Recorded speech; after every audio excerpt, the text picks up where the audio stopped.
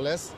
আমি প্রথমেই ধন্যবাদ জানাই জনাব শফিককে এই সুন্দর একটা উদ্যোগ নেওয়ার জন্য।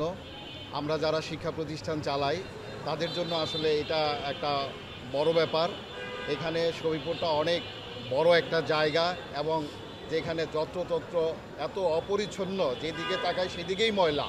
আমাদেরই খুব কষ্ট হয়, বিশেষ করে যারা শিক্ষার্থী আছে তাদের চলাফেরা করতে খুবই অসুবিধা। এবং এই উদ্যোগটা অনেক ভালো উদ্যোগ।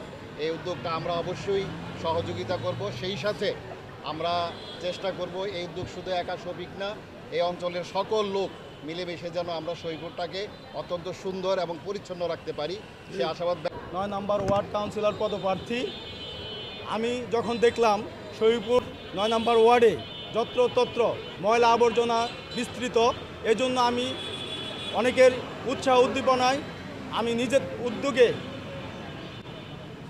যাতে বাজারে কোনো রকম ময়লা আবর্জনা না থাকে, যত্রতত্র ময়লা আবর্জনা না থাকে, এজন্য আমি নিজ উদ্যোগে পরিকল্পনা নেই এবং আজকে থেকে আনুষ্ঠানিকভাবে শুরু করেছি।